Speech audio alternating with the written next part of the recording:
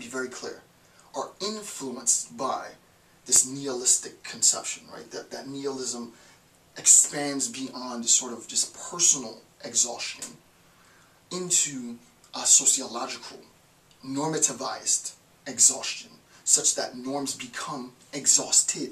The norm is itself a consequence of an exhausted mentality, if you will, right? The norms deprive. Just like, you know, I had an amazing comment. I think it was video 29 of the series. I forget the person's name. I think it was last night or the night before. It said something like the new sort of radical eco-terrorism, to that effect, is a transplant of Christian morality within a Nietzschean term. And within a Nietzschean concept, because we've talked about sort of transposing systems of dominance, we've relinquished, the nihilist relinquishes Christian morality, but substitutes that with a secular morality, and that secular morality has just as much ought, has just as much thou shalt and bite as the Christian moral ethic. I think that comment was profound. It was a very, very, very insightful comment. I think this applies directly here. What happens is the Christian moral conception of our obligation, right?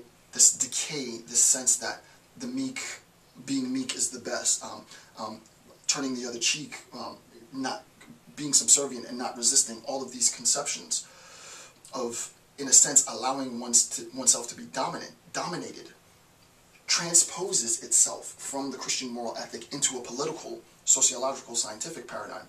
And then you have massive groups of people who are subject to dominance and subservience, right? So let's look specifically. What I've done in the graph to sort of legitimize the graph is to cite the part in the text that corresponds to the number. So for number 1 and 2 on page 11, the quote that I think legitimizes this first move, this move from one decadence to scientific norms or ideals, is the following.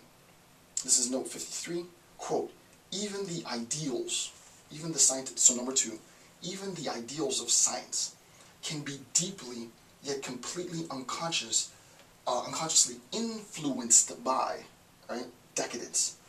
If it's influenced by decadence, then it has to be the case that decadence serves as the antecedent condition for the consequence. What's the antecedent? The antecedent, this isn't, I have to admit, this isn't necessarily intro friendly, so I apologize if this might get deep at this point, but there's no other way to do this. I mean, this is the text, right? There's a sense in which decadence is the antecedent, it's the condition for which we come to make sense of what? Scientific norms and ideals. Nietzsche says this himself.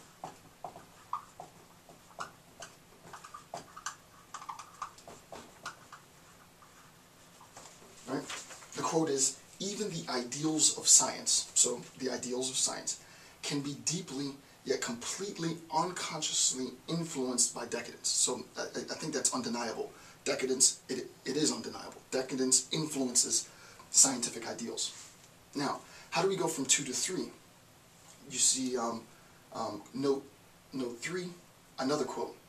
In these norms, what norms are we talking about? Scientific norms, the ideals that we just said were influenced by decadence.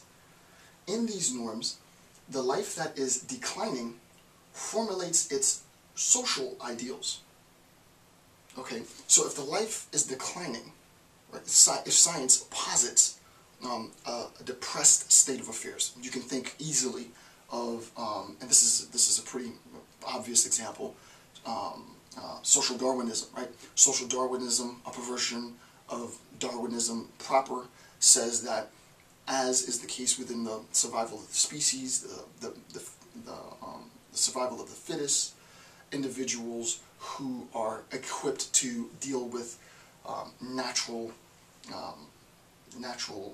difficulties, stressors, reproduce their genes among their progeny, blah, blah, blah, blah, blah. Similarly, social groups who are naturally equipped with a more resourceful set of genotypic, phenotypic characteristics are set to rule the world, right? Phenotypically blonde hair, blue eyes. Well, what ends up happening is that in these norms, the highest norms that I've set within this pseudo-scientific community, the life that is declining formulates our social ideals. Our social ideal now becomes influenced by our perverted scientific ideals. We now socially believe, because the pseudoscientists have told us that blonde hair and blue eyes is ideal, it's a phenotypic representation of the profound genotype that's the best. Now we all ascribe to it. Now all the Barbies are blonde hair, blue eyes, 6 foot, big breasts, 28-inch waist. That becomes, and that's probably even too big, that becomes the social ideal. Where did we get that social ideal from? From the pseudo-scientific norm. Where did that norm come from? From this declining decay. It's the decay, right? This sort of self-loathing, this perverted, defeated, to be technical, to use this term, this discouragement is the source of all of this invariable perversion. Now, we go to 4.